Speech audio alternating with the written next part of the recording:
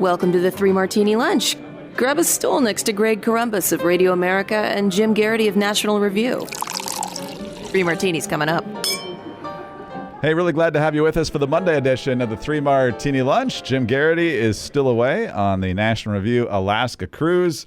He posted on Twitter over the weekend that he had a significant encounter with a moose, but provided no more details. And so I guess we'll hear that story when he gets back. But he obviously lived to tell the tale, so that's good.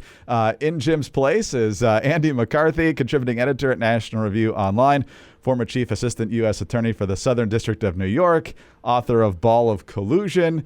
You see him on Fox News extensively breaking down the Trump trial, Hunter Biden, and all these Supreme Court decisions coming down this month. So, Andy, great to have you with us. Greg, great to be with you. I'm glad to hear that Jim is off on the cruise. Lawfare has me landlocked, so I'm jealous of the cruisers. I went on the cruise last year and had a wonderful time, so I'm sure they're enjoying themselves. So you prefer the moose to the animals in Washington, D.C., I guess. So, yeah, it's a low bar, but yes. Definitely. All right. Well, let's talk about. We do actually have good, bad, and crazy martinis now. The first one is loaded with Schadenfreude, just to let you know.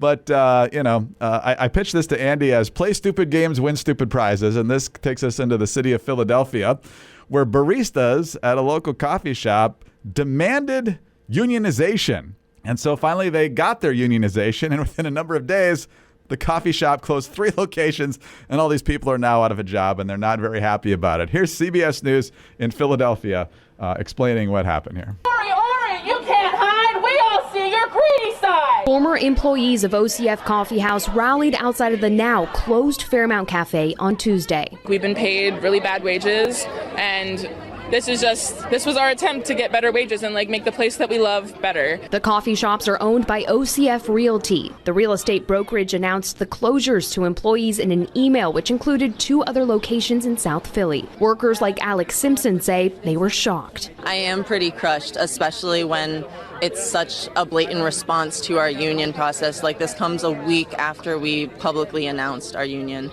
Yes, it did. It's almost like it was a direct response, because it exactly was.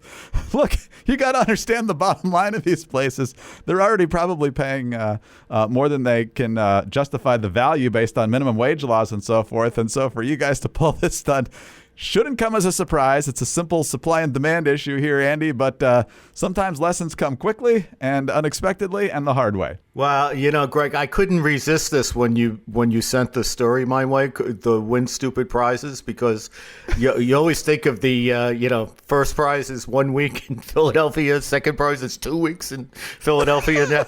So now it's, 2 weeks in Philadelphia without coffee, I guess. But it's... They think that they can repeal the laws of economics, and my favorite law of economics is periodically run in the Wall Street Journal, which is that which can't happen won't happen. This is what you're dealing with here. It's basically these people said 2 + 2, and the answer to that was yes, it's 4. A lot of these businesses are in business because though their margins are slim, they can continue as long as they don't have all the encumbrances that comes with the union movement and the demands that flow from it.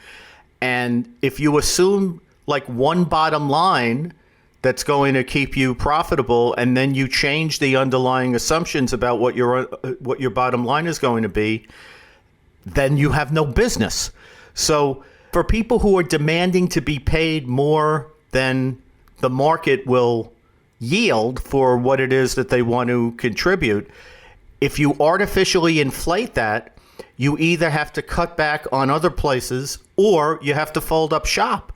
And obviously, the more expensive that you make it, as the progressives continuously do, the more expensive that you make it to hire and maintain individual employees, and especially as a group once they unionize, the less viable their business concerns are. And you can't run a business or an economy on your hopes and dreams. Somebody actually has to sit down and do the hard arithmetic, not hard in the sense of complicated, just like, black and white bottom line math. And these things that they want are just not viable. No, not at all. And we're seeing it in other places as well. I'm sure, I don't know how often you go to get fast food. I don't do it a ton, but when I go in there now, you're almost always ordering off a kiosk. They don't have anybody at the counter anymore because they have to pay the people who actually prepare the food, and the people at the counter are expendable.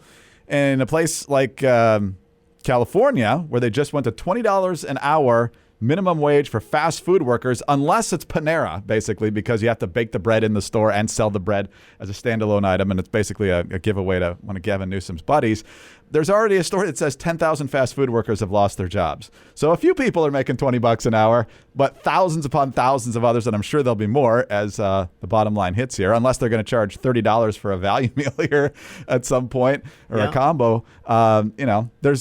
There's reality, and then there's what these people want, and reality keeps winning. Yeah, and it always will. It's true. I wish I had come up with this myself, but somebody who is a lot smarter than I am, particularly about economic stuff, says, like, no matter what you write into the law, the minimum wage is always zero. Right. And you can find that out the hard way or the easy way, but a number of people unfortunately continue to find it out the hard way. And there's only so much that you can do with government giveaways. A lot of the chimera here has been held up by enormous transfers of wealth that weren't good for the economy, but padded this for a certain period of time so that it could go on. But nothing like that can go on forever. If you're gonna make your business plans on the basis of an illusion about how much you're contributing to the market's going to price you out, and that's what's happening. Exactly. And even if you do jack up the prices, eventually people are just going to say, I'm not paying $20 for a Big Mac, and then everybody's out of a job. So it's just simple math, but some people don't want to believe it. All right, Andy, on to our bad martini now. And Joe Biden keeps racking up a lot of bad martinis when it comes to the southern border. We know about his executive order that's got more holes than Swiss cheese when it comes to weekly limits of 2,500. It still also says if anybody claims that they're persecuted in their home country, you got to let them in. So, I mean, that's the whole ball game here, right? Is you claim you've got asylum, they give you a court date several years down the road, and on it goes. So that really didn't have a lot of teeth. Now, he's apparently going to hold an event tomorrow, which is the 12th anniversary of DACA, Deferred Action on Childhood Arrivals, which was unconstitutional 12 years ago. And he's apparently planning to toss a unconstitutional cherry on top of that. This is from Camilo Montoya Galvez, who wrote the story for CBS News. President Biden's administration is making plans to announce one of the largest immigration relief programs in recent history. The plan would offer work permits and potentially a path to citizenship to unauthorized immigrants married to U.S. citizens. A parole-in-place program being developed by the White House would offer work permits and deportation protections to unauthorized immigrants married to U.S. citizens as long as they've lived in the U.S. for at least 10 years. This is my favorite part, Andy, and I'm sure you'll love this. The proposal would also open up a pathway to permanent legal status and U.S. citizenship for some beneficiaries by removing an obstacle in U.S. law that prevents those who entered the U.S. illegally from obtaining green cards. On and on it goes. And so, Andy, executive orders don't trump statutes passed by Congress, but Obama pretty much got away with it in 2012, and Biden thinks he can get away with it in 2024. And he should, because he probably will. You're absolutely right. It's black letter constitutional law that you can't cancel out or repeal a statute or change the terms of a statute by an executive order. By the way, I want to be clear. I'm not down on executive orders. Executive orders have their place. But what their place is for the chief executive to organize the operations of the executive branch within the bright lines of limits on executive power in the Constitution and by statutory law.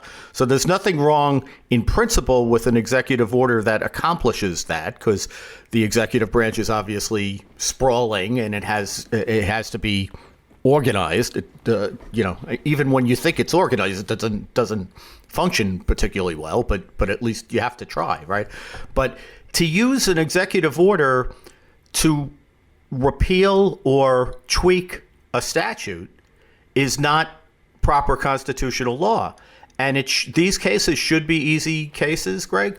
But what drives me to distraction in connection with immigration and border security, which I have to say is the most, to me, I said to Rich Lowry on our podcast last week, if you or I, Rich, were president, we'd have people coming into our office every day saying, "Sir, China, sir, Russia, sir, inflation."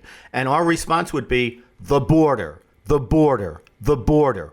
Who's here? I don't want to pick up a report that says we just picked up 8 jihadists from Tajikistan who managed to get in, because those are just the guys we found. I mean, if you think about the millions of people who've come in and the lack of screening that is attendant to that, it's not only shocking, it's quite frightening in terms of what our national security is. But the problem here is you have very clear statutory law, which states, for example, anyone who comes into the United States illegally shall be detained until their legal proceedings are concluded. And that's in the law with the understanding, which is also now counterintuitive, that your legal proceedings should be pretty swift, because if you don't have a right to be here, we should be able to remove you quickly and get you out of the country. So the idea is you temporarily detain people and then you send them out of here. And then when that works for long enough, people understand that they're not going to be able to just show up and get in, so they stop coming. So the whole thing is dependent on enforcing the law that we have on the books. Yet, it's not just that presidential administrations, certainly going back to Obama, have flouted this, and Biden's the worst offender in American history, but they've not only gotten away with it in terms of Congress not being able to do anything to defend its statutes, but when these cases have been brought into court, the courts have said, look, we can see what the statutes say, but like the executive branch has enforcement discretion, we couldn't direct them to enforce their laws. It's not within our power to tell them to do that. And we're not going to intervene in an area where necessarily implicated is the diplomatic relations of the United States, particularly between the United States and Mexico, and the United States and Canada, and the United States and other countries. So what you end up coming away saying is, are our laws worth the paper that they're written on anymore? Because they're not only flouted by the executive branch, the court throws up its hands and says there's nothing really we can do. So how surprised can we be that Biden thinks that he can get away with this? What I find to be both hilarious and maddening, because the thing that we're talking about hilarity in connection with is so serious in terms of national security. But for Biden to tell people that the border is a catastrophe when it's obviously a catastrophe out of his conscious, willful policies, but he turns around and says, I don't have the authority to do anything about it unless Congress passes statutes, when this is the guy who, he doesn't care what a single statute says. If the left wing of his party is chirping, you can throw the statute books on a burning pyre for all it matters. As I've said multiple times on this program, for 50 years, Joe Biden has been wherever his party needs him to be. He's got no instinct to buck the system, which might work well in the Senate and keep you from making waves. But as a president of the United States and a person in charge of the executive branch, it just shows abject weakness, and that you can kind of be pounded around like a piñata by the different factions on the left. And that's pretty much what they're doing. It's interesting, the sides are so polarized. I mean, the people who detest Trump are going to be hard to convince to vote for Trump, and the people who detest Biden are going to be hard to convince. But there's also this subsection I saw in a recent poll that about 25% of Americans hate them both. And right now, of the people in the hate them both category who are still planning to vote, Trump is starting to eke ahead, and that might be one of the reasons why. Yeah, well, I think it's just like COVID in that sense, Greg. I think that's a very human phenomenon. If you hate equally two people, you're going to hate more the one who's in a better position to do damage to you. So they hated Trump more when he was in the last time because the thing that was going on was COVID, and that was what people resented. So it wasn't like they were in love with Biden, but they felt really vulnerable to the things they disliked about Trump when those things were in action in governance. And here, Trump is this thing on the outside. Biden is the one who's got his hands on the wheel. He can't see where he's steering to, but he's the guy who's in the driver's seat. And I think the problem that Biden has, and we could probably say this with respect to any number of issues across the spectrum, but the thing is, it's one thing if you're asking people, remember how good it was back in the 50s, or remember what it was like in the 80s. But if people know how life was in America in 2019, it's not that long ago. And a lot of the things I think that really disturb people about Biden's 3+ years in the White House, inflation and immigration. Border security is no longer the thing that's happening in South Texas or, to some extent up in the Pacific Northwest. The border is something that happens in every big city in the United States. I mean, you can't even get a hotel room in Manhattan, given what the prices are, because they're using hotels to house migrants. And they've had, 150,000 people that they know of who've come in. They don't have a place to put them. I spent a lot of time in Chicago over the last year, up until the winter when it wasn't possible for people to live on the street because of the weather in Chicago. They had tent cities outside police precincts and at O'Hare Airport and at Midway Airport because they don't have a place to put people. And in the meantime, the impact that it has on the education system, on the law enforcement system, on the healthcare system, and on every delivery system of services to the public, the pressure that's mounting and the financial pressure that's mounting is now starting to hit people in a real and concrete way. Yeah, again, just like the first martini, reality smacking you in the face. But it's always great when a quarter of the country hates both options for president of the United States. It tells you in a really good spot.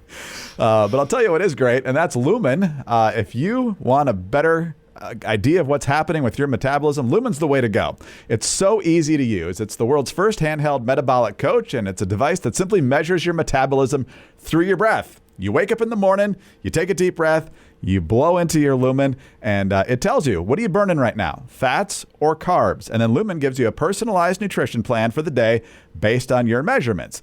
You only need to use it once a day. You can use it more than that to really hone in after you've done workouts or before that, and then before and after meals to dig in and find out what your metabolism needs most. But it really is just as simple as waking up, breathing into this, and understanding what your diet needs to look like for that day. So if you want to take the next step in improving your health, go to lumen.me/3ml to get 15% off your Lumen. That's lumen.me/3ml for 15% off your purchase. Again, that's lumen.me/3ml. Thank you, Lumen, for sponsoring this episode.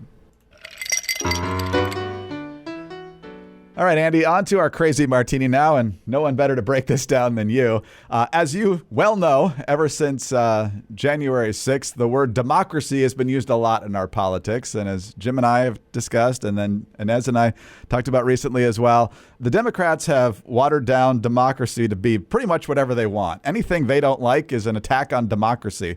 I mentioned my favorite being Stacey Abrams saying that opposition to the implementation of DEI policies is an attack on democracy. But over the weekend, CNN's Donny O'Sullivan did a report talking about democracy, and specifically the insidious threat to democracy by Trump supporters who insist that our nation is not a democracy, Andy. It's a republic. They also quoted Anne Applebaum, the author of Autocracy, Inc., and a longtime left-wing columnist and reporter, used to be at the Washington Post for a long time, for example. So this is an extended clip of this. Most of it is Anne Applebaum, but then Donny O'Sullivan with his totally objective take at the end of this from CNN.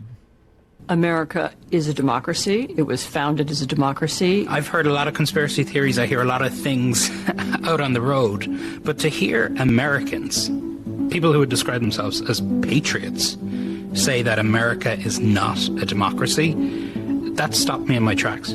You are hearing people say America is not a democracy because there are people around Trump who want them to be saying that, who've been planting that narrative. Honestly, the word democracy and the word republic have often been used interchangeably. There isn't a meaningful difference between them. So much of the warnings and criticism about Trump is that he is a threat to democracy, that he is anti-democratic. Absolutely. If they can convince people that we don't have a democracy, then it's okay that Trump is attacking democracy because it doesn't really matter. These words were used in different ways in the 18th century, and it's true the founders didn't want direct democracy, by which they meant people gathering on the town square. They wanted representative democracy. But I think the reason why this conversation about language has risen now is because there is a part of the Republican Party that would like to rule as a minority, and they need an excuse for why that's okay. And so they have begun to say, we're not a democracy, we're a republic. And it's not 100% clear what that means, but I think they mean we want Donald Trump to be able to do whatever he wants. There is, of course, a legitimate debate, discussion to be had on what form of democracy we have here in the United States. Direct democracy, representative democracy, in fact, constitutional republic, which you heard people mention in that piece. That is a form of democracy. But look, this is not actually a debate about government, about democracy. It's an attack on democracy. People have heard the warnings that Trump is a danger to democracy, and therefore you have people trying to convince others that, well, the United States isn't a democracy in the first place, and therefore Trump can't be a threat. All right, Andy, obviously American civics education has hit rock bottom here because there is significant differences between a flat-out democracy. They quoted a very brief snippet of House Speaker Mike Johnson saying America is not a democracy. He says in the longer quote, you know what a democracy is? It's two wolves and a sheep deciding what's for dinner. You don't want to be in that, that very clear definition of bare bones democracy. I mean, you will in just a moment explain it. I've always thought of it as a democratic republic as one where the minority has rights and you can set parameters for debate. It's harder in some cases for the majority to get things done, particularly in the Senate and so forth. And so there's a system to make sure that the majority doesn't just trample people. Democracy obviously plays into it, but the gaslighting here is just something. Yeah, it's something else. The interesting thing, Greg, I think probably is a lead into how to best understand this issue. I actually think that Biden is more of a threat to democracy than Trump is. And let me preface this by saying everything you just said about Republican democracy is true. And, you don't have to take it from us. You can read the Federalist Papers and you'll learn very quickly that the framers were very suspicious and fearful of democracy and mindful of the idea that no direct democracy had ever survived before. And we can get into what all that is about. When I say that I think that Trump is less of a threat to democracy than Biden is, what I mean is that with Trump in power, and I think this is true of Republicans in general, but it's particularly true of Trump, who is a lightning rod like we've never had before in our politics. But the thing is, when Trump was in office, the guardrails against abuse of power that the framers were so worried about were much firmer and worked much better. So, for example, the courts were very attentive to anything Trump did that was near the line. Whereas I think, the last story that we talked about with Biden and his executive orders and all that stuff, Biden goes over the line willy-nilly because he's not worried about the courts being an effective guardrail against him. The media works its very important function when you have somebody like Trump in power, which is to keep the executive branch honest. I mean, it's a big part of what the media is supposed to do. That works when you have somebody like Trump in power. It doesn't work when you have Biden in power and the media is the wind at his back when he wants to pursue progressive objectives, even if the government and our constitutional system would be obstacles to him. The framers wanted us to have a Republican form of democracy. That's a very distinct form of democracy. And it's a very unique form in the United States, one that other countries have not been that successful so far in emulating, and that we're increasingly less successful in our fidelity to. And what I mean by that is, you are quite correct to say, in a Republican democracy, minorities have rights. There are things in the government, like Barack Obama ruefully said before he was president, it's a charter of negative liberties, meaning it's things that the government cannot do to you.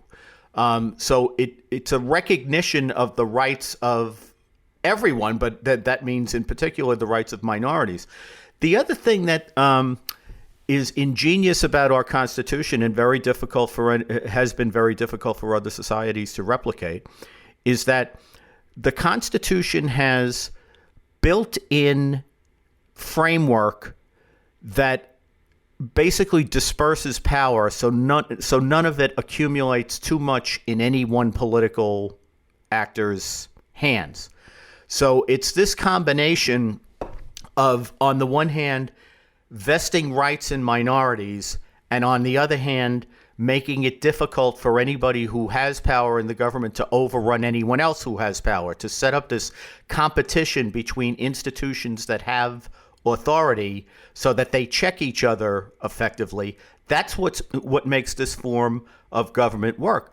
And the thing is, when the left gets in to power, they basically want to take the position that, well, we're in power now. Why do we need to deal with all of these things that are hindrances on our ability to do what we wish to do? But, the funny thing is, it works the other way, too. So, for example, we're talking today on Monday. There was an editorial in the Wall Street Journal today about how Newsom, the governor there, has gone to court because they may have an initiative in California where, like a public initiative, which they still do a lot of in California, which would stop the legislature from being able to raise taxes the way that it wants to raise taxes and to do all kinds of other stuff. That they don't like. That's direct democracy, but they're like, whoa, hold on now. We have a constitutional framework here. We have to respect the boundaries. So, they could play it either way depending on what side of the equation they're on. But the thing is, it's not true that the words democracy and republic are interchangeable. It's never been true. Republic is a very distinctive form of democracy, and we are a constitutional republic. We are committed to democracy, but it's democracy within, very serious framework and very serious boundaries. And look, when I was in the third grade at St. Helena's Grammar School in the Bronx, we had an election every year, every semester. We had a president, we had a vice president, we had a treasurer. Everybody knew the nun was still in charge. We didn't have direct. It wasn't direct democracy. Just because you go through this exercise of voting, which is a very good civic education exercise for children. The way authority works is not the way that effectuating your wishes works. You have to work within a system. And not every system has the rather severe boundaries that St. Helena's Grammar School had, but our system does actually have pretty severe boundaries about what people who are in power are allowed to do. And I think the problem with the left is they're all in all the time, and they want what they want when they want it, and they don't want to hear about Republican boundaries or whatever term we want to affix to them. They don't want to hear about Madison talking about factions or Hamilton talking about factions. They don't want to hear any of that stuff. They want what they want when they want it. and it makes it very difficult for them to operate in a system like this. And Trump may be their boogeyman for the moment, but what they really care about is not Trump. What they care about is that they want what they want when they want it. Talk about redefining words into absolute mush and nothingness over the last 3.5 years.